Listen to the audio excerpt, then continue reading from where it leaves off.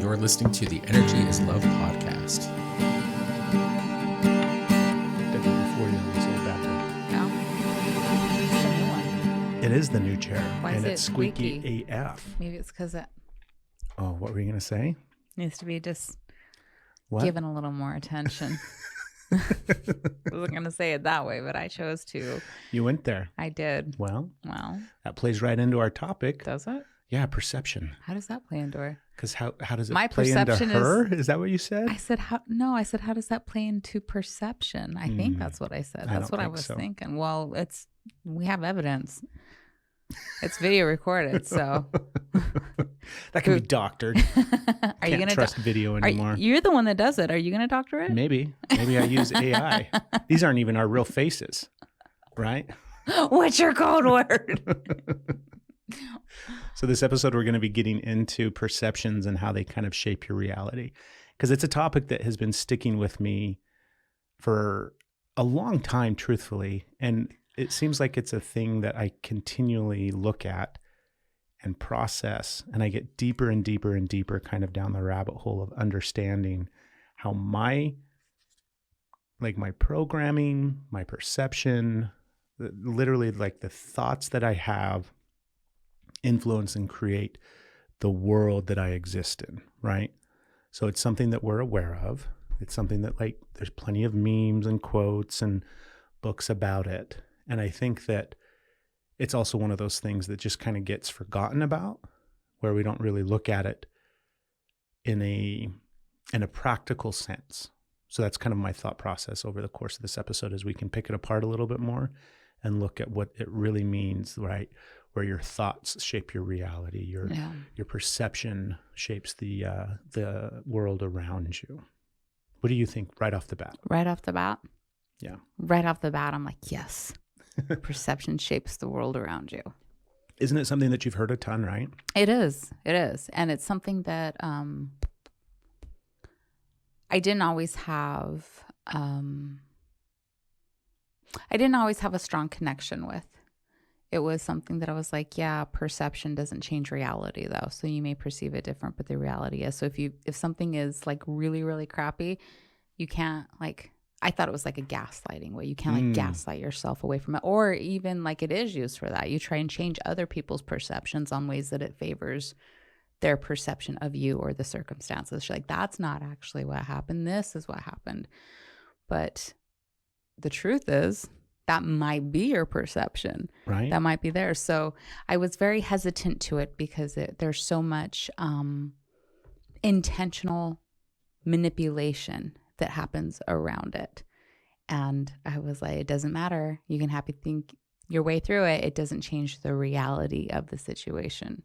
So I was a little slower to jump on that. Your reality is shaped by your perception. Right. Even your experience. This moment right here is going to be so different between my experience, your experience, their experience. Is all on my perception, your perception, whoever's watching, listening, replaying, all of that perception. It's all a very different experience. But that's hard to recognize because I see my experience, my perception here. And I'm like, how is it anything different? Because this is obviously the truth. I wanted to give a big caveat before we started it, and I wanted to do it actually before we recorded it. Before we record. And I totally forgot it. It's one specifically just for you, but just for me. Now we're on the podcast, and it's. Well, maybe it'll benefit them too. Right? If I come off in a judgmental or contradictory way as we discuss this topic, please let me know, because I do not want to. I'm not trying to judge your perception. I'm not trying to criticize the way that you see the world. I'm only trying to discuss and highlight how different you and me are, and neither one of us is wrong. Yeah. Right. And if you're listening to this, if the things that we discuss are triggering in a way, or if you feel like we're addressing a perception or a viewpoint that you really hold as fact and as true, it is. Your reality is your reality, and it gets to be that way. It is that way. Not like it gets to be that way. Oh, you get to have your fantasy world over there. Yeah, it's not a dismissive thing. It truly is your reality, and that's totally cool, and that's okay.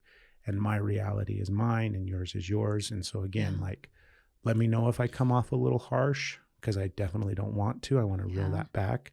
I just want to be able to also talk about it from like a really not devil's advocate kind of way. Oh, I don't like that right? word. We don't like the devil's advocate. I don't like it when you side of say Craig. things just to get a rile out of Right. me. But it's My like, perception. I like picking apart this topic. I don't mind picking it apart. I don't mind getting into like the, like, what do they say? Like the meats and potatoes of it. Right.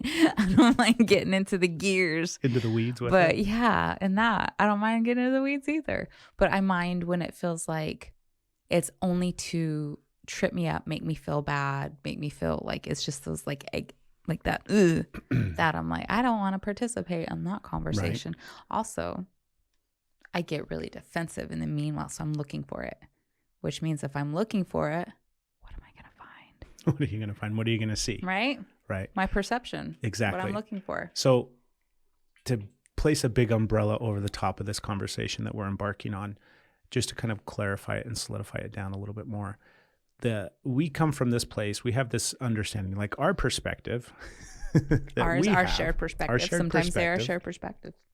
Is that you have a program that you were given when you were born. Mm-hmm. And that program is shaped and influenced by a bunch of different factors. It's, your parents, the epigenetics, the DNA, the upbringing, the in utero experiences, all these kind of different factors and roles play a factor in regards to what your perception or your filter or the lens with which you see the world.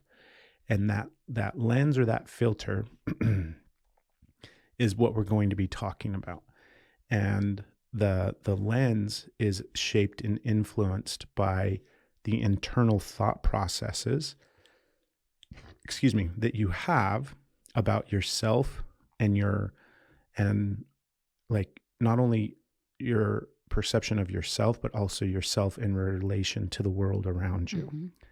And that lens and that filter that you see the world through also affects how you think.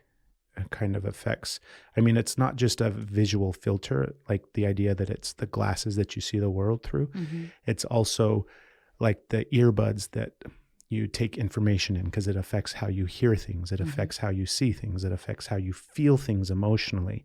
It affects like quite literally all aspects. So it's more of like a bubble that you're in that is interpreting the information around you as well as inside of you. So that's what we're talking about when we talk about this on this episode. Yeah. Is that perception, that filter, that lens is directly correlated to how you see the world. Everybody has this filter and lens. It's just different. Exactly. Everybody's is different and unique to them. It's not like you are looking through it with this filter. Mm-hmm. Everybody has filters around this. Everybody. Yeah. Everybody does. And it's unique. It's almost like your fingerprint. Right. Where it's unique to you. And it's a compilation of all your experiences. Right. And it morphs and changes over the course of your life. And you will add some things to it and you will take some things away mm-hmm. from it. But it's quite literally always there. It's always the thing that you have. And it literally, like, I can't, and I'll say this over and over and over again because it truthfully just blows my mind, where it literally shapes how you see the world. Right. And how you see people and how you interact with people and how you interpret information inside of your body. Because I think for a long time, like for the vast majority of my life, I thought that there was like one reality, like there was one truth mm-hmm. that basically like, this is the way that the world is. And it's not like a shared perception. It's just fact, right? Okay. The world is this way. And there's a one reality. There's one truth. Essentially, this is what is. And then everybody would just argue about it. But we all agreed that it was the truth. It was a reality. This is what, life is. This is what existence is. This is what society is. And that is just true. This is true. And if Anything you else disagree with it, or if you have a different thought about it, then that's just your opinion. That's just your opinion. Like it's your opinion about the truth or about reality. Yeah. And your opinion, that might be naive or right. The like judgment and the criticism that ignorance comes in regards to just- your opinion based off of what reality really is. And I think that that's still how obviously the vast majority of society operates. It's like the thing, like, what is that old saying? Opinions are like assholes. Everybody's got them. Right? And they're all stinky. Right. That's right. Reality. And that's like, that was how mine is. Like, reality is reality. Exactly. That's just what it was. Reality is reality. So how can my thoughts shape that reality? Right. You can't change what is. Exactly. What is just simply is. Yeah. Otherwise, it's just your own thoughts and your own opinions. But what we're saying now, and what I'm believing more and more and more and more is, in fact, those thoughts and those opinions that I have actually shape that reality. But it's just for me. It's just for you, right? And it doesn't mean that things like you can't, it's not like taking a pencil and an erase, and you can't like erase it. You're not taking an eraser and erasing reality, right? There is still the fact of like an experience happened. But what that experience was, how it feels, your perception of it, your experience of it does shift. You can take two very, I have an example, and it's just silly. We're going to need lots of examples. Well, I have so much that I want to say, because I've been like, when you brought this up that you wanted to talk about this, I really like honed in, and just so I'm like so excited with all these things. I have like these, like fact-based, or at least perception. I share perceptions with somebody when you're looking at just like the body, the nervous, how the brain works, you know, some like what, and then the experiences, how that comes in and like flavors them. It's like you got a recipe and then you just come in and flavor it with all your little other things in the programs. You know, it's like the family recipe. It gets changed. It's just chocolate chip cookie. Well, somebody put raisins in this shit. So. Some asshole put raisins in there. We're not naming names, but you know who it was. But for instance, like when they're healthier. When we went snowmobiling, yes. Our snowmobiling experience, it was you and our youngest and I went and had this experience. And there's so many different ways that happen. So this snow was deep. It was not packed. It was light. It was fluffy. We have our like 3 feet of powder. Unexperienced snowboarders. Snowmobilers. That's it. That's the thing. That shows you how experienced we are. We were on snowmobiles, but we thought that they were boards. And these things are fucking huge and heavy. And unless you know what you're doing, which we did not, you just like get swallowed. You just get swallowed and tipped over. And like that was a nightmare. So see, that's the perception, right? It was this thing where we got stuck. I wrecked right off the bat. I couldn't see. I was fogging up my helmet. The snow was coming and I couldn't see that I went right up on the side of the hill and flipped over. And I was like, that was the time that I was mortified and embarrassed. And I'm like, oh my God, I'm ruining everything. Thanks, ego. Right? But we spent the day digging each other out, flipping over, like trying to, like every ounce of strength we had to combine to do. Like that was the whole day. And my perception of like Asher was like, this sucks. You know, it was hard. You said it was a nightmare. My perception, we were all hanging out. We got to see some really cool things. We worked together. I felt like teamwork. I felt it was like those like team building exercise. I had a amazing day. Not amazing day, an amazing day. I had an amazing day. It was amazing. I had so much fun. I was exhausted. And at the end of the day, I thought, I've got nothing left. But the whole day we worked together and there was laughter and connection. I felt so connected to you guys, and like the strength that when we put our minds together, we were like digging the shit out and jumping on and having fun and picking up where we were and continuing on. And we didn't let it stop us. We just kept having fun together. And when one of us wrecked, one of us flipped, it was usually you and me, because Asher would see us and just like stop and then get pissed off that we weren't going fast enough, which might have helped, but I'd have went in a tree. I'd have went off a cliff. So I had to go slow. I was scared, but it was so much fun. My perception was that was an amazing day that I will never forget, full of fond memories. And yeah, a lot of hard work, but I love that day. I loved that day. I don't exactly want to go repeat that day. I don't like, it was fun. Let's go have a shitty snowmobile right? experience. I don't want to repeat it. Right. But I loved that day. I felt so connected with you guys. So my perception was a very different experience than we bring our kid out here and he'd be like, and you said right off the bat, it was a nightmare. Well, I have the same perception. I hear all the things that you say, and like we've talked about that obviously back when it happened and everything like that. I think we did a whole podcast on it. Did we? Probably. Who knows? I agree with everything that you just said. It was that day as well. And then there's a component of my perception of the day was how much I felt, because I planned the trip. It was like this opportunity for us to go do something on like break from, school for him. And it was like this big thing and it was going to be fun. And like, he was going to really have a good time. And because I'd only ever done it one other time, and that experience was much different. Snow was packed. Because the snow was packed. Makes all the difference. Everything was like the trails actually existed and were groomed and everything like that. And so to me, there was a component of it where I just like failed and dropped the ball immensely. And I felt so bad because there was so many aspects of it that just sucked, where it was just really hard. And there was no part of it that was like, oh, this is so much fun. I mean, we got to like ride on the snowmobile a mile versus like the reality is they have like, 100 miles of trails that we could have been driving on. And instead we got to go like out 500 feet from the lodge because we just got stuck in the snow so much. But, so that's a component of this topic where kind of you'll see experiences through the lens of how you see yourself. And I want to talk more about that. Yeah.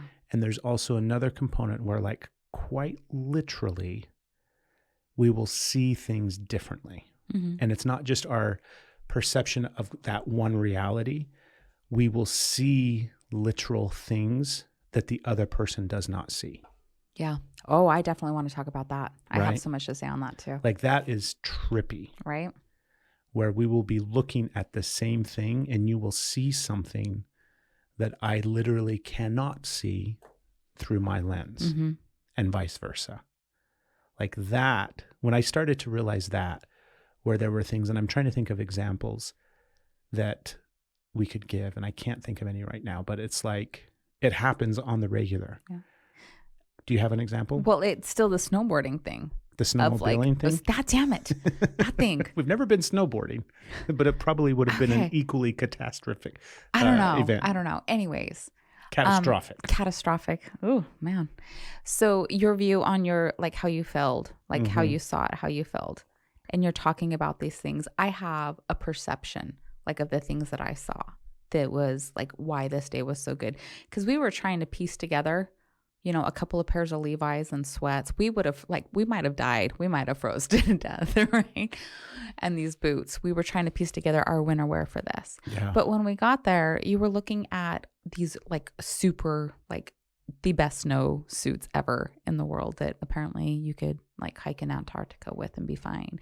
And these snow boots. And they were expensive to rent, but you were like, let's do this. And so you got all of us the heavy duty snow boots, the snow gear, all the things that were going to keep us warm and safe.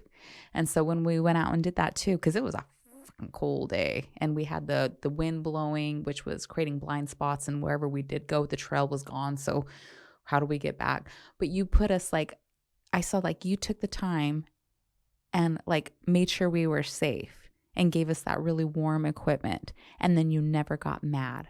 No matter how many times it was like a wreck here or couldn't pull out here. Because like, honestly, like you were doing the heavy lifting most of it. Like Asher's pretty strong and I was out there doing my best, trying not to like blow it out both ends while I'm heaving hoeing with everything I got, trying to lift a snowmobile that it's just funny, right? For me trying to do. But you never got mad. Like you made that such a safe environment, a safe and like a loving space, and you took care of us. So your perception of the failure, and I'm like, man, you showed up. My perception is like you were a hero. You just showed up. Not that hero, I know that like feels crappy, but for me, my perception, that's what it was, because those things would not have mattered to others in the past, not worth the expense. And like so much of it would have been we're in trouble and like all of these things. Like the way that you showed up was, it's bizarre to me that you see it as such a failure, but I can understand because how we treat ourselves, right? But for me, I was like, man, you're amazing. You are amazing. So just even that, like how we saw, and I guess that's not an actual visual and ocular seeing thing, but those are the things that I picked up on that was very different than what you picked up on. Yeah. Yeah. And I think that happens all the time, right? Yeah. We see those things in so many different ways where I definitely see you differently than you see yourself. Mm-hmm. I have a different opinion. I have a different perception. I have a different understanding of who you are as you relate to like the world around you and the relationships that you have, as well as our relationship. I see you vastly different than you see yourself. That's true. And that directly correlates into what we're talking about, right? The whole perception of it. But let's see if we can, go ahead. Let's see if we can what? Let's see if we can come up with some of these examples where we saw stuff that wasn't there for the other person didn't see it. Okay. I have one. Let's hear it. The possum. Yes. Do you remember? So we'll tell this story so that you have a version of our realities, right? We're here in Tennessee, and there's like this possum central. Apparently this is where all the possums are created. And then they just span out from Eastern Tennessee across the globe. And there was a possum crossing the road coming back from jiu-jitsu one night. So it's dark, headlights, whole 9 yards. And we see this possum crossing the road, and it's taking its sweet ass time. It's big. And it was like I had to do the whole like brake and swerve in order to avoid Didn't the possum. we stop? No. See, there's another one. I feel like we were just like waiting. So I saw one version of the possum. And what was your version that you saw? If I remember right, you saw it just like continuing to look forward. Yeah. Like was its mouth open? Well, its mouth wasn't like, its mouth was just ajar. Ajar. So yes, its mouth was open. Right. But it wasn't because its mouth was open for anything other than it was, I'm sure, just breathing as it was walking across this. So its mouth was open. Okay. Its mouth was open. You saw it looking straight and just walking across the road. Yeah, it was just walking across the road. Okay. And I, had to brake and swerve, and we missed the possum so that we didn't run it over. Right. And Stephanie saw, like, if you've ever seen The Princess Bride, the ROUSs, right, from the fire swamp. That's what Stephanie sees, is this hideous, monstrous zombie beast in the middle of the roadway. That looked at us, that turned with its mouth like, right, and looked at us, and I'm like, fuck, they are spooky. So she sees these, like, snarling It had teeth. red eyes. It was like, I was afraid. I didn't know what to expect. I knew, but I didn't know. Yeah. I knew, but I didn't know. I had a perception that I don't know. I had an idea, and my reality was different in that moment. My perception changed. So this is a really good example. Right? But I really thought, I'm like, you're wrong, Craig. Yeah. And you were like, no, it never looked at us. I'm like, it looked at us with bloodthirsty eyes. It was rabies. It was a ravenous. I learned now that they don't very often contract rabies, actually. And that they're like really sweet. And I mean, don't go pick one up like our son did. But they like are very good for the environment. They're very helpful. They very rarely catch rabies, and they can take, like, poor things can withstand a lot of pain and poison and all kinds of things. But I didn't know. I was like, okay, third party, because we had an Asher in the vehicle. I'm like, what did you see? And I didn't give him any like, Craig saw this, but I saw this. What did you see? I was like, hey, do you remember when we saw it? Did it turn and look at us, or did it? And he's like, no, it just kept looking straight. And I was like, holy shit. Okay, 2 out of 3 means that my perception was off, but I can still remember. This is like what I want to, like, this is the part that's so trippy for me, where your reality was real. Yes. So the idea that now you have to convince yourself that what Asher and I saw was actual reality. I'm not going to do that. Right? Yeah. But that's what we do all the time. Right. Where we will have these dilemmas where we're like, well, maybe I didn't really see that. Like when you start questioning, is that what I really saw? I don't know. Maybe that's not what I really saw. Sometimes that's the case. Sometimes we just miss things, of course, right? Sometimes we just miss things. But truthfully, in your reality of that experience, a ravenous man-eating possum turned and snarled at our van. It didn't. Okay, it's reality. It didn't snarl, right? But it did turn and look at us, and then look back and keep going. So I saw it glance at us, and then go back. Yeah. So, and maybe It did. Maybe you both blinked when it was like, Exactly. Who knows? There's so many possibilities. But this is such a, I want to caveat here. This is such a touchy space because this is where people gaslight and manipulate and really harm other people with this. They change their, so while this is like perception is, like reality is your perception, it doesn't mean that like just because somebody sees it differently, like you have to be careful here. And it's so tricky. It's so tricky because people can use this and change your reality and make you think you are crazy. So I'm just going to leave that one there. I don't want to. But my count, it's not a I don't want you to counter. counter that one. Like, this is like, we have to care for people here because We do this have is to how care for people people. get hurt Yes. too. So we're So there talking is about that big perception. yes. But when they're like, this abuse didn't happen, I didn't do this to you. Okay. But what I want to mention is that is your perception of what can happen. So in your reality, that has happened to you before, and that is a thing that exists in your reality, where people will use this thing that we're talking about to some extent to gaslight and manipulate and control people to try to convince them that what they really experienced wasn't that. It was this other thing. You're wrong. This is what it really was. Yeah. So in your reality, that has been a thing, and that is still a thing that some people do. Yes. And that's real. Yeah. In your reality. Yep. Because we cannot just say that is a real factual thing that happens in reality. Because again, we have to separate from the idea that there is one, really uncomfortable. Right? It is uncomfortable. I'm like, take your over That's there. what I'm saying. Like the more we Right. dive into this, it's uncomfortable to question your reality. It is. But also, like, I think it's really important that we talk about like still trusting yourself. Exactly. Like your reality can shift, your perceptions can shift. Like, but it doesn't mean that you can't trust yourself. It means that you get to question yourself on things. You get to question and be like, what was this? What was the experience? What was the rule? Like, and how you felt about things. It means you get to get curious, but to be like, I can't trust myself. This person is right. This never happened. Like for somebody, nobody can tell you what did or didn't actually happen to you. Right. Yeah. So if you're like, this happened to me, and somebody's like, no, it didn't. Right. Nobody can tell you what your reality is. Your reality. You get to like investigate that on yourself. But to hear a lot of times, people will take this and be like, okay, boom, I will make this my fault and a lie so that not only can I keep myself in this toxic environment, right? But then it's like, it's also easier for me to manage life if I can convince myself that this terrible thing didn't happen.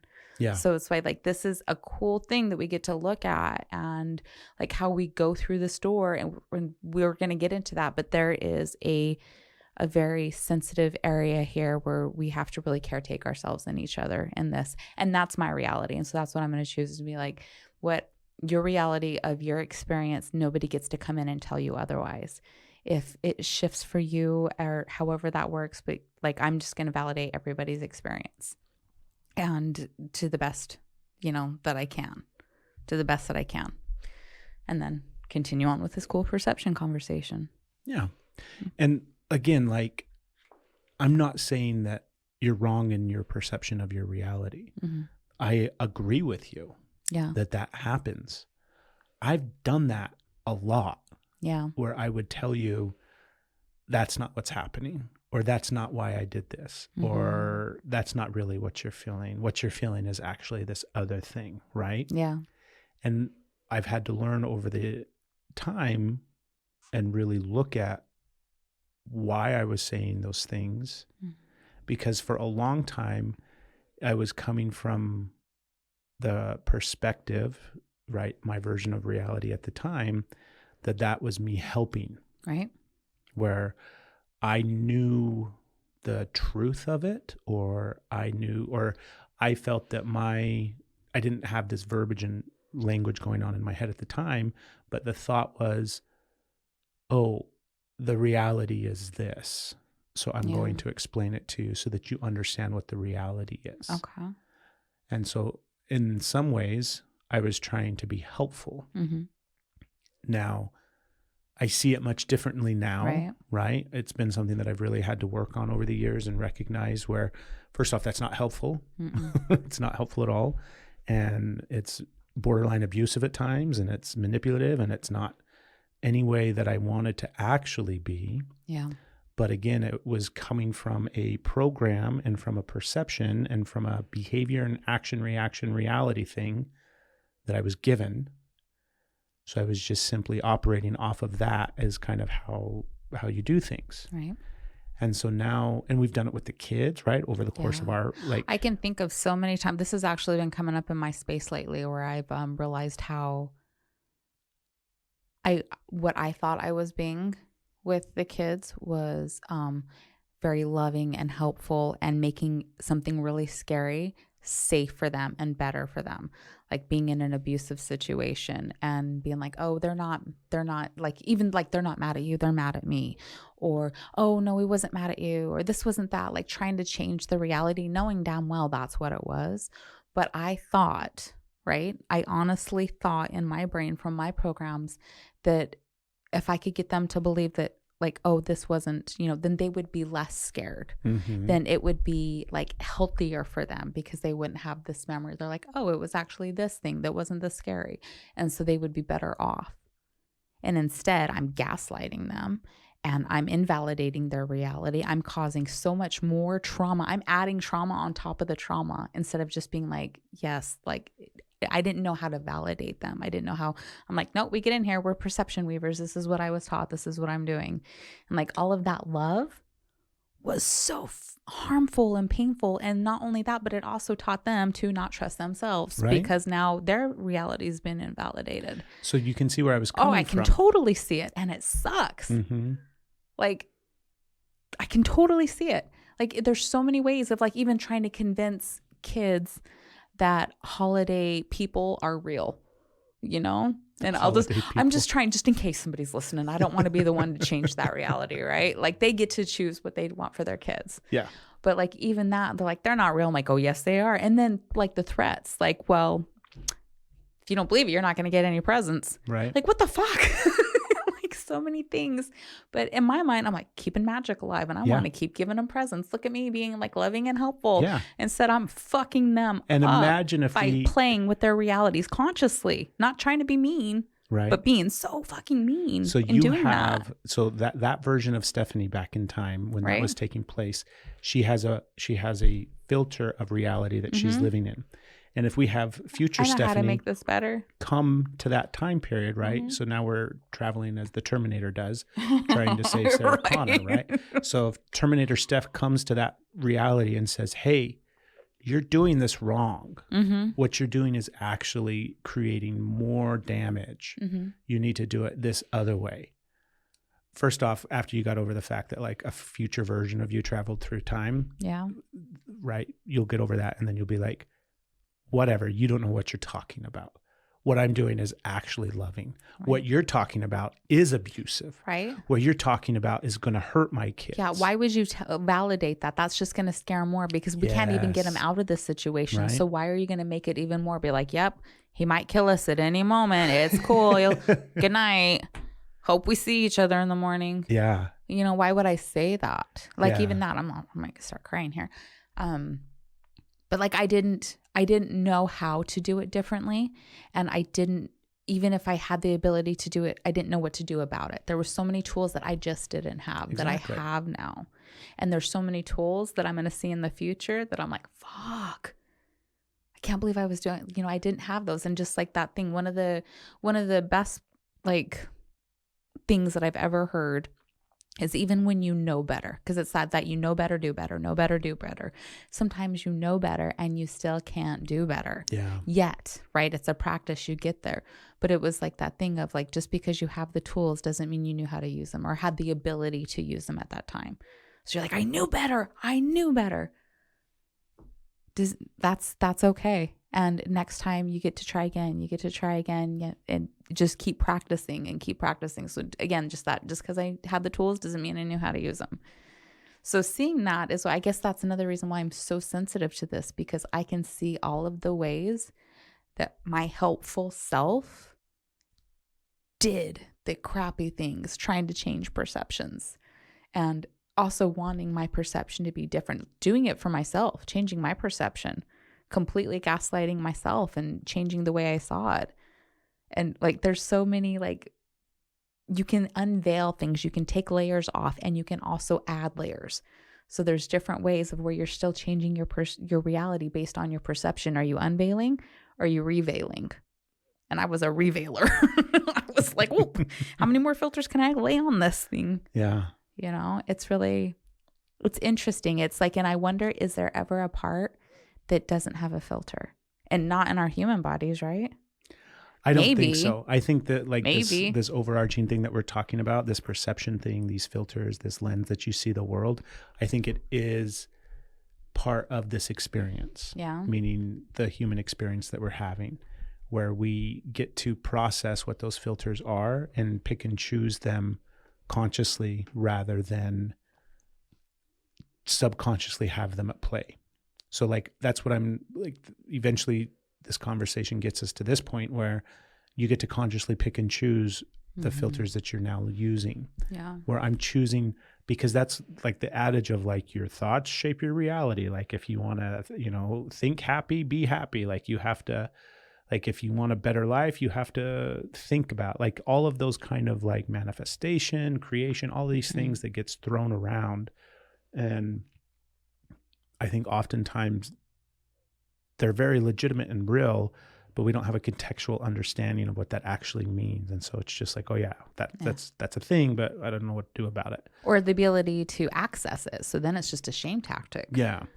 So that's like where I'm at now with this, where I'm really recognizing that how I'm choosing to think is actually like legitimately shaping what I'm seeing. Yeah. Right. And so then I'm just like getting very conscious about those thoughts. And again, it's because this idea that we have the ability to control our thoughts, I don't think that's the case. I think we have the ability to choose what thoughts we let control us rather than controlling our thoughts, because the thoughts are going to happen regardless, right? Basically, the brain is operating and it's just processing information. So those thoughts come from the information that the brain takes in, and then the thought kicks up, right? So we can't control that process. The idea that's like a autonomic nervous system thing that just takes place. We can't control it, but we can choose which thoughts we use to control our reality. So how many times do you have like crazy thoughts where you're like, all the time, right? Somebody cut you off in traffic and then you're like picturing following them home and jumping out, and you're like ranting and raving at them. Sometimes they're way more murderous, but everybody has those thoughts, and that's okay. Now, acting on them is different. well, it's not even just acting on them. Seeing the original thing of the person cutting you off then activates a thought process. Is there something on the floor? No. Oh, you okay? Yeah. What happened? I have a perception of my foot that's being weird. Okay. Move on. Okay, moving on. And so that's what I'm trying to do now, is be cognitive of what thoughts I choose to allow into this filtration system that I'm now viewing my life through. Because yes, I think that the truth of what we are is this thing that's separate from these filters that our body has, separate from these thoughts and this perception and this reality. And the truth of everything else, like the truth of the bigger picture that's kind of behind the scenes, is that we are just this unconditionally loved thing, right? Yeah. And so that's mine Yeah. perception of reality. Some other people have a different one, and that's totally fine. But then it becomes, how do we consciously choose what thoughts we're letting shape our reality? Because we acknowledge that they very much shape our reality, all the way down to how we see things. So this is like, because we were talking about this leading up to the podcast, where we know some people, we have some, I don't know if we necessarily call them friends. We have people that we know, and that makes it sound like they're not friends, but everybody's got like friends on Facebook that aren't really friends, right? They're just acquaintances over the years. And there's some people that we know that we've seen the progression of them going from like, what we would classify as normal in our reality, Right. to suddenly being like flat earth believers that want to argue about whether or not satellites exist. And I was thinking about those type of people, and I'm like, of course satellites exist. We have all this proof, and I can see that proof, and I could present that proof. Or flat earth is a great one, right? Mm-hmm. Where I can present plenty of what I deem to be factual evidence of why the earth is in fact, in my reality, it's the earth. It's a round thing that exists in space and time out there in the universe. It's not actually just flatness thing, that whatever they believe. And I realized that if I were to present that argument to them, or that article or that blog post or that video, they would see things in that content that would reiterate their belief that the earth was flat. And vice versa. Yeah, because to you, they're like, hey, okay, in your reality. Right? So we would watch the same video, but hear different things. Mm-hmm. And sometimes it's literally hearing different things, like different words. Mm-hmm. And sometimes it's hearing the things that we want to hear. Mm-hmm. Because there's so many times, and this plays out in our relationship too, where if I'm in a bad mood and I'm frustrated and I'm upset and I'm angry, you will say something to me and I will hear it through angry ears. Mm-hmm. And I will react and respond in such a way where suddenly now I'm like, oh, we're fighting? Cool. She just said something and now we're fighting. And you're like, that's not at all what I said. But I'm like, bullshit, it's not. It's because I got my angry ears on. Yeah. Right? So it's no different than the person that wants to believe in their reality that the earth is flat or that satellites aren't real or whatever conspiracy theory exists out there. And then we have this other group of people. Like, I think the people that believe that flat earth is real or that believe conspiracy theories, I think they're more in alignment with what we're talking about, because they have separated from this bigger narrative that there's one reality. Yeah. Like, they're entering into the other aspect of like, all of you are actually wrong. That right. Reality that you believe to be true is actually wrong. And now this one is true. But we have to allow for all realities to be true. Right. The one where people think that the earth is, flat, or the one where people think that it's a space rock. The ones that believe in Bigfoot? Right. Bigfoot or Middle Earth. That'd be me. I'm a Bigfoot believer. Proof. And then it just becomes acceptance. Right. And rather than trying to dismiss or argue or convince, it just becomes acceptance. It's like, awesome. Tell me more about what that reality is like. Like, if I'm God. What if we're curious? And I'm not saying I'm God. But if, let's say we come to this planet and we're just curious about what this species thinks, right? So we're aliens and we land here and we're like, tell me about your world. Right. Oh my gosh, that's so crazy. This person over here lives 20 minutes from you. Maybe if we say, that's so fascinating. That is so fascinating. That in your reality, that's what you see. Yeah, and that's what you feel. And that's what you think. How fascinating is that? And there's like 7+ billion realities existing at the exact same time. Yeah. And they're all true. They're all true. Wonder what it would look like if we took our filters off and could just hear all the different perceptions. I bet it paints a picture that is just like unfathomable. Fathomable. Like, just imagine to be able to shut up. To look at, like, talking is getting worse as the years go by. We both are like way struggling when it comes to words. I got the words. But imagine. That's your perception. My perception is my vocabulary is enhancing. I'm becoming articulate and mellifluous like the Craig. And you have no idea how long I practiced that word and how long it took me to stop saying maleficent. Instead of mellifluous. Yes. Did I say it wrong? No, anyway. You said it great. I love what you're saying. Like I want to riff on that too. Yeah. Like, there's this whole like theory, right? So perception theory, it's a theory, right? So when we are like, how our brain interprets stuff, if we just like break it down to the neuroscience of our bodies and the anatomy, the way that we see things, the way that we visually see things, and it's not just how we're processing in our brain yet, but like, we'll get to that. So if we just like break it down first, we're taking in the world. What we're seeing with our eyes is actually like inverted. It's like upside down, the way that it's shaped. So we're seeing things upside down, but our brain puts it right side up, right? Fact check that. Go look it up.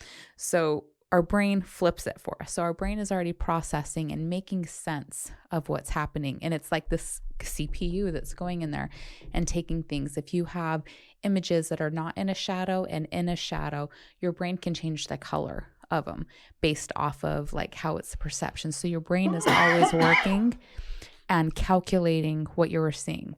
So it's like you're the ultimate AI, right? You're getting information. Somebody's typing in the chat of what's happening, what you're seeing around, and then the brain is processing it and putting out this feedback loop. So you already have that. And you are wired to receive what you are perceiving. Like that is just like a wire. So when what you're focusing attention on is like more often than what you said. There's this video of these people in white t-shirts and white t-shirts, and some of them are in black t-shirts, and they're jumping around and they're passing a basketball. And you have to focus on, I think how they did it was focus on the white t-shirts and how many times people in white t-shirts pass the ball.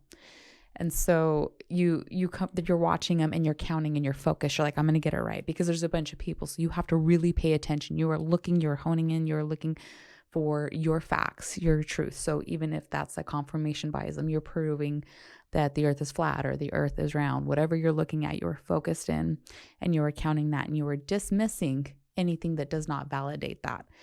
And at some point, somebody in a gorilla suit comes in. And what happened to me when I saw it is I saw the gorilla and I thought it was going to be a distraction. I thought they were like messing with you. I'm like, nope, not going to distract me. Push it out, and kept focusing on the white so I could count and know how many times they passed the ball. And then the practice was when you came out, they're like, I bet you didn't even notice the gorilla. Like it came into your space, but because your perception wasn't there, you didn't even notice it. And I was like, wow, interesting. I did notice it and immediately invalidated and dismissed it because it wasn't what I was supposed to be looking at. It's like, that is interesting to think of how we're going to go through the world. And just like, that's how we are wired. And that's without the filters, right? That's without the epigenetics and the stories that we tell ourselves, the stories. So when we take that is like our genetic disposition anyways, or like our physiological, or however, like that is how our bodies, our brains, how it works. And then you start to add on the experiences that shape the beliefs, which is just something that's been repeated over and over. So now it's this belief.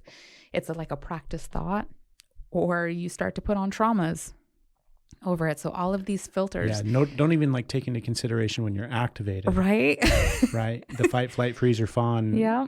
Completely fucking your vision, your sight, sound, right. Everything getting totally jacked up. So when you're hypervigilant, right, and then you're always in a hypervigilance, what are you always going to see? Mm-hmm. And this also like goes with that's like inattentive blindness, I believe, is like one of the phrases for it. And there's also another one that's like change blindness. So, by the way, I didn't see the gorilla the first time. Did you see that? I've seen that video before. Yeah. And I didn't see the gorilla.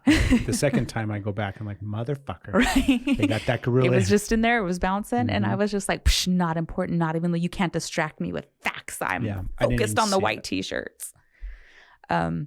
Which like, I think it's, oh my gosh. What was I going to say? Oh, the change part. When you stop seeing change. So when, how am I going to word this? How am I going to speak to this? Come to me. I got so hyper-focused that now I am having a hard time. Okay. There was another study that they were doing and seeing like people's perceptions of change. And when things change, if you're not looking for it, how you don't notice it. And it was the story that I heard was like people were going in for this study and they were sitting like in this classroom, whatever. And there was the professor, the dude behind the desk that was going to host the experiment, going to talk to him. He's like, before we get started, I have to grab your consent forms real fast. So let me grab those. So he ducks down to grab them, ducks down behind the desk to grab the consent forms. And another person pops up with the consent forms and starts passing them out. And most people didn't even notice that it was a whole new person because it was a new environment. However, they were focused on the consent forms. So a massive change occurred that didn't even jump into their perception. So I thought about how that affects our reality, right? Even if you take it to as simple as when you're working with your partner and there's been some things that need to come up and be healed and patterns that are being shifted. When you got so hyper aware of seeing the negative patterns, it takes a really long time for your brain to even feel safe enough to start perceiving change. Yeah. So I'm different. You're like, psh, I'm not seeing it. I've heard that before. So how that goes when you start taking all of the trauma filters on top of something that is already in our body. It's so you got to give yourself so much grace and then awareness to be like, wow, maybe so much is changing. Maybe my perception has been holding me back. Maybe I can see this in a new way. What could I create? What could I see and perceive and receive if I stopped applying all of the filters that I have been holding on to? So what could I create is the part that I think is fascinating. Right? Right. Because all of this stuff leads me down this path of okay, if all of this is taking place and my perception of myself in reality and in space and in time and in just legitimately what's taking place in my life is directly influenced and shaped by these thoughts and these perceptions and what I choose to use as a filter or not, then I can start to pick and choose actually what I want to create. Exactly. How I actually want the world to look. And what's your brain going to do? Right. It's going to start validating what you're looking for. And so the validating what you're looking for, another way to verbalize that is it will start creating that reality. Right. That's what's going to form. That's what it's going to see. It's going to pick those shirts out of the crowd. That's what it's going to be. And so this is a really key thing for me, I think. And I think it's massively important to also think about it from this perspective of we are hardwired to recognize danger just from the survival instinct that we have as an animal, where we're going to look for danger first and we're going to focus in and be aware of danger first because that's how we're going to stay safe. And that's great, right? It's kept us alive this long and allowed us to evolve into the humans that we are. Now, there's a way to continually look at the world through that lens as a dangerous place, full of things that could kill us as an individual, as well as society as a whole. And that is what we are most often fed through social media, through news, is all of the things that are going to kill us as an individual or kill us as a whole. So it's this endless loop that we're stuck in as a society, where if I choose different thoughts to allow to influence my filter, the world suddenly becomes a safe place. The world suddenly becomes a beautiful place where there isn't war happening, where there isn't global warming killing us all, where there isn't, the left and the right arguing about everything, where there isn't rights being taken away, where there isn't all of these things that one version of reality exists where these things are actually happening. There's another version of reality exists where they're not. And the only thing that separates my ability to see it is what I'm choosing to allow to filter my experience. Right? And the next thought in my head is, how naive are you to think that that's all that it takes? Where if you just stop thinking that the world is a dangerous place, that it's not going to be dangerous anymore. And I'm like, yeah. Go ahead and put your head in the sand. that's all that it takes. Like literally, that's all that it takes, is I just have to stop thinking that everything is out there that is dangerous and that it's going to kill me. And then suddenly that will not be the case anymore in my reality. My reality was done listening to that and unplugged the headphones. So I was You're in the like, voice. I'm I'm out. like, psh, bullshit. Unplug. But I think that's like, when I say I think that's the extreme version of it, I don't think that's extreme. I think that's just the reality of it, where we get to see whatever world we want to see based off of what we allow to control our thoughts and our filter. I don't want to see a world where there's war and destruction and famine. Now, plenty of people are going to hear that and put head in the sand. You're naive, you're stupid, like all of those things you know, and that's their reality. That's fine. But in my reality, I don't want to see that anymore. And it's not, I'm turning a blind eye and I'm not looking at it. I'm actually going to change and create the world that I actually want to see. Right. So I'm going to create the world that I want to see through the lenses that I look at it. Right. And that's such a, like, I really want you to hone in on that, because that's such an important distinguishment. It's different. It's a very, like, all the words right now I'm hearing, like, we're worse at talking. I can't say any words. We're worse at talking. But you're not saying you're becoming oblivious. No. You're saying you're going to change the reality of it. Yeah. Like, you're creating peace and love and unity. You're not saying, I'm just not going to see it, which so many people are like, no, you're just turning a blind eye. But like, I'm changing it. I'm changing it. And that's such a difference. Yeah. And just like if the person that I see as an enemy today, if tomorrow I see them as a friend, they're no longer an enemy, because I've changed the reality of how I see them. That's hard, right? That's hard right there. I'm like, oh, nope. Right. That's what, my reality can't. My reality is like, nope, you need to keep discernment there. And they don't have to be an enemy, but they don't have to be a friend. Right. They don't need to be in your space. So I'm like, oh, that's too far. My reality can't. I'm like, that's unsafe. That's unsafe. Backpedal. So not an enemy, but not in my space. Not all a friend. the stuff that goes on inside of your body in regards to just an example like that, right? Imagine if that feeling inside of you went away. Right. And now you could actually see that enemy as a friend. I'm sitting here struggling with this. Like, this is a part that I can't get to yet. I'm not that enlightened yet. Who says it's enlightenment? I'm like, I have done that over and over again with violators. So all of my like instincts are coming up and being like, fuck that. I'm never doing that again. So just saying that, my body is like walls up and I can't see past it right now. Yeah. I'm like, phew. I don't even want to entertain that, because that equals like pain.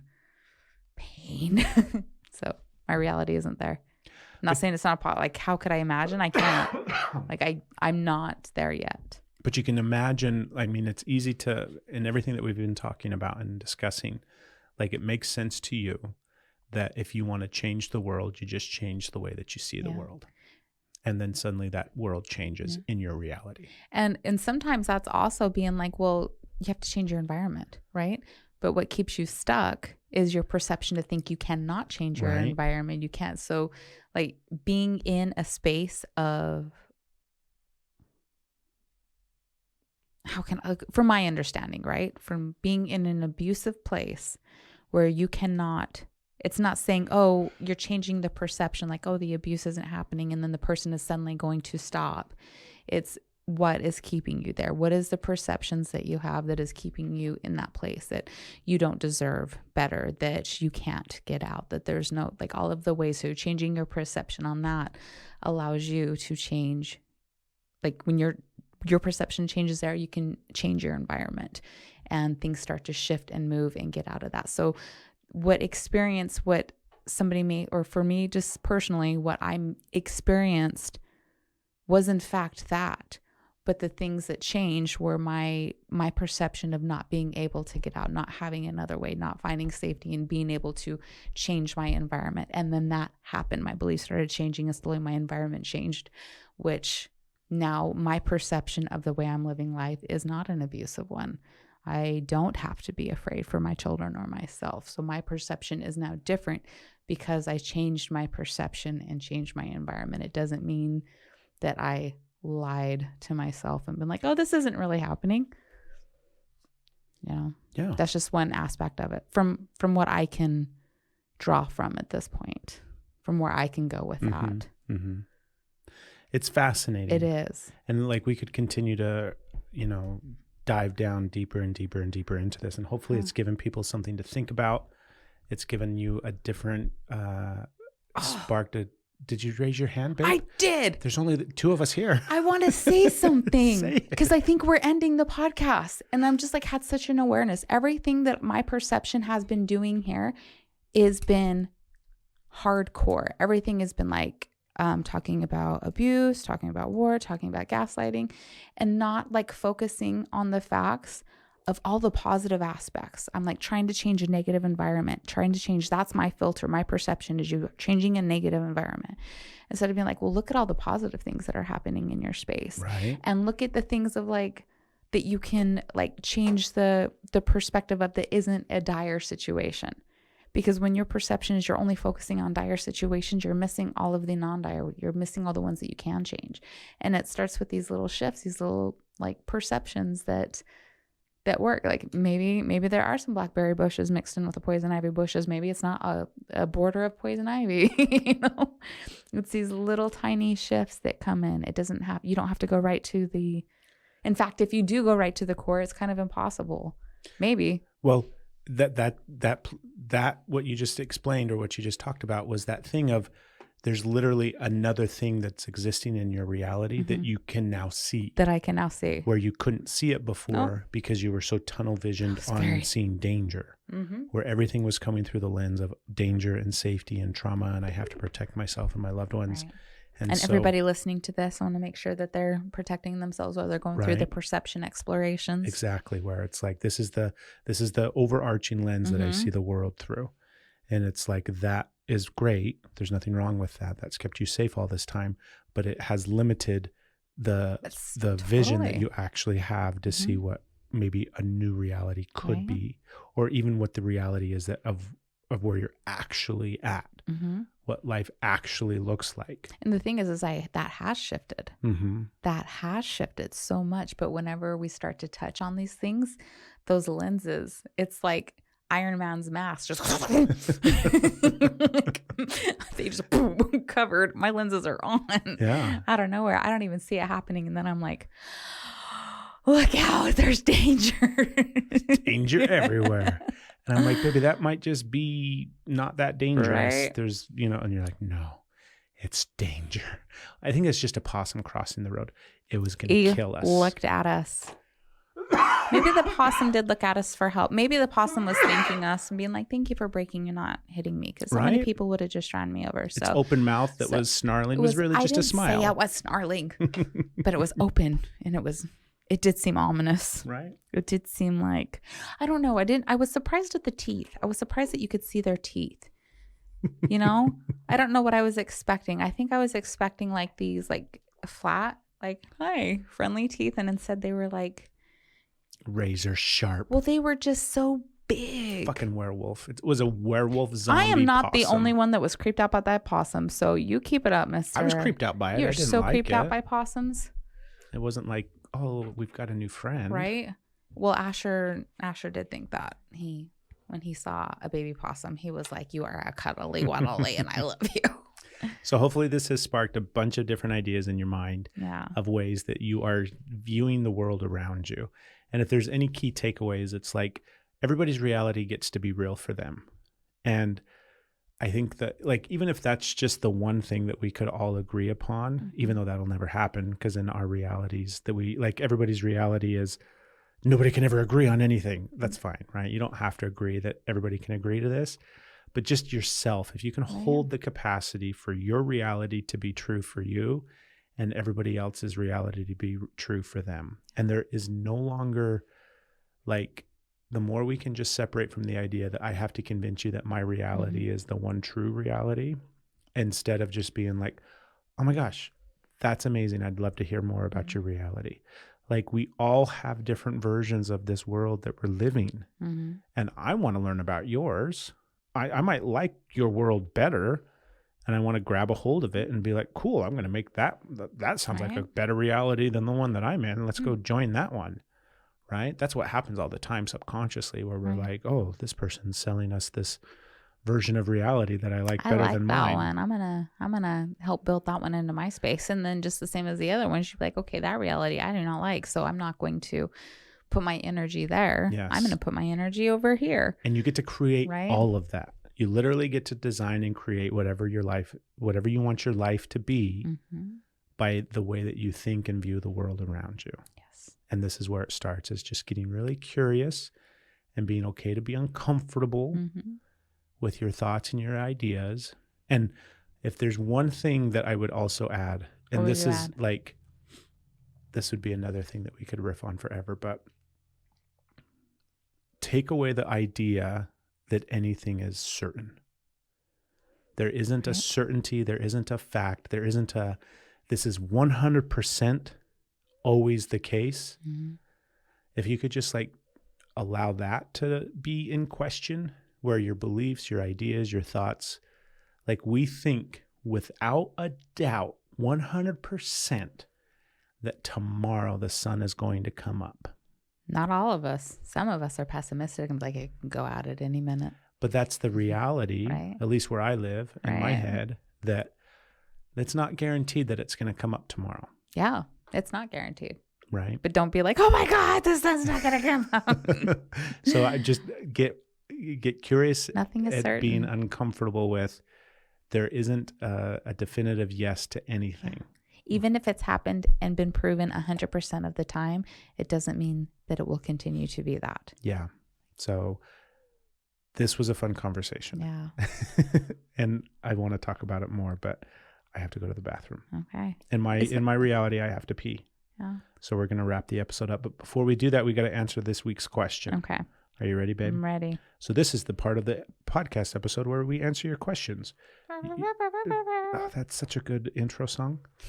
You can submit these questions anytime by messaging us on social media. You can also drop us an email. It's info@energyislove.love.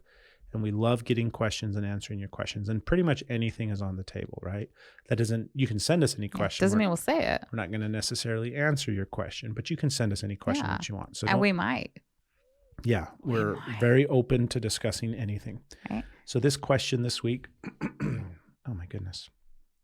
My Do you want me to allergies read have it? been getting to the back of my You're throat good. all episode. But this question comes from Facebook this week. So Susan on Facebook asks, how do you overcome a traumatic experience like a canceled wedding and remain with that person still? Wow. Like that's a big, difficult experience to go through, Mm-hmm. right? How do you stay with somebody after something like that? Whether it's a canceled wedding or there's an endless list of potential relationship enders Yeah. that how do you stay with a person after something like that? And I think first and foremost is it's like, ask yourself, do you want to? Right. Do you actually want to stay with that person? And if the answer is yes, then what do you do next? Mm-hmm. And you have to get real honest with yourself. So the question first and foremost is, do I want to stay with the person? And for them as well, right? Vice versa. They have to answer that question. Do we actually want to stay together? Cool. What do we do next? Well, we have to actually talk about what just happened. Whether it's the canceled wedding, whether it's infidelity, whether it's like a deal breaker decision, maybe about having kids, whether it's, I mean, like I said, there's an endless list of things and they're always different for everybody. Does somebody just panic?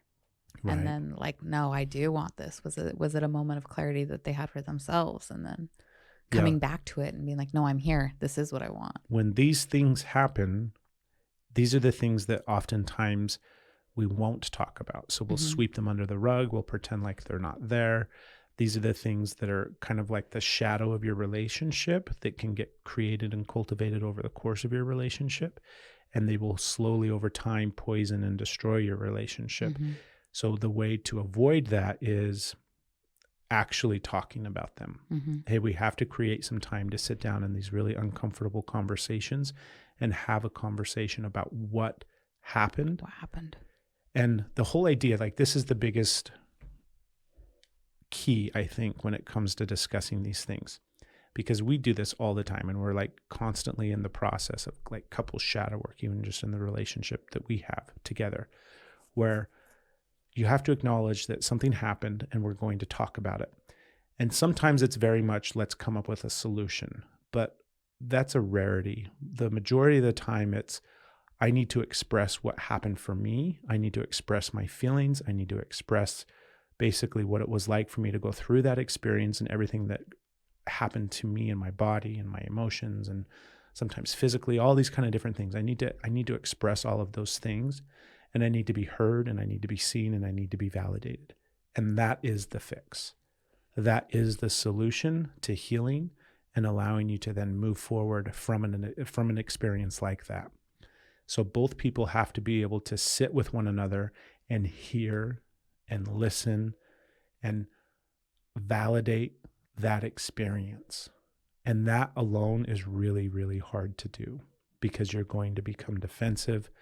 You will get hurt. You will become argumentative. All of these things that can take place by bringing up these painful experiences that will activate and trigger your nervous system, and then, enter into the fight or flight response, and all those things happen. So you have to realize that those things are going to happen, and we're still going to come back to it. And we're going to push pause when you need to push pause. But we're going to create and design a time and an opportunity to sit through really uncomfortable conversations together, so that each part of us inside that is hurt and wounded can actually be heard and seen and loved and validated. So start slowly, be really patient with yourself. Make sure that you create and design, like we always call them, like rules of engagement. And that's a completely different topic that we can go on. But you have to set up some sort of like literal structure for the conversation to take place, and acknowledge, okay, when we need to push pause, we're going to push pause, and we're going to agree to come back to it. But we need to really create time for both people to fully flesh out and express any pain, hurt, sadness, emotional stuff that they need to in order to heal through that experience together. And it might mean that you'll go through that process and the relationship will still end. Mm-hmm. But it also, like going through that process is a really good way to stay together in a long-term relationship, because you're going to have to be able to do that over and over and over again in all sorts of different ways. That conversation is going to be, if you stay together, that is going to be an ongoing conversation for a while. Yeah. And the bigger the trauma, or the bigger the hurt, or the bigger the experience, and the bigger the event, that means that it's going to take longer and longer. So it's going to be an ongoing conversation. It's not a one and done. It's not a cool, you said what you needed to say, I'll say what I'll need to say, and then we're just going to move on. Moving on. It's going to be a lengthy process of healing that has to happen over the course of years sometimes. And you have to be willing to show up for that. Yeah. And it's hard, but it's just plain and simple. It's not something that people are really good at. It takes a lot of practice and patience and love, but it's doable. It is, yeah. But that's what it looks like. If you want to remain with the person, we believe that that's what it takes. Love it. The only thing that I would add to that is, like you were just like, the only thing that I would add is getting really curious about yourself. Having that conversation with yourself too. Like if you want to stay with them, why? Like really getting clear on the whys. Is it for the life that you're building? Is it the connection, or, is it because I don't want to be abandoned and what will people think? I don't want to lose this. I don't know what I'll do without them. Just kind of like getting really curious on like your why, and really getting firm with that, and then asking yourself, what do you really want? What do you really want for yourself, for your future? What is your values? What are you leaning for? What do you really want out of the relationship? So you're firm on these when you're going into the conversations, to know what it is you're working towards, and then being open to hearing what it is that they want for themselves and what they want for the relationship and why they're still in this space. So you can really hear each other going through on what your needs are, each as for individuals and for the relationship when you're building through. Yeah. Thank you so much, Susan, for the question. It's a really tough one, but hopefully that helps a little bit. As always, you can send us questions to info@energyislove.love, or like we said, just hit us up on social. And my throat is closing up. We might be done here. We got to get some drinks. In my reality, I can't talk anymore. I gotta go pee, and then I gotta get a drink. So thank you, Steph. I love you. This was fun. I love you. I'm excited. If anything was sparked for you and you want to share it with us, you can also we always like hearing about your experience of the podcast and what came up for you. So don't hesitate to reach out with that as well. You can also come join our community. That's a good idea. Yeah. Come hang out with us each month, and we'll chat more about things like this. But enjoy your day, everybody. Bye-bye. Bye-bye.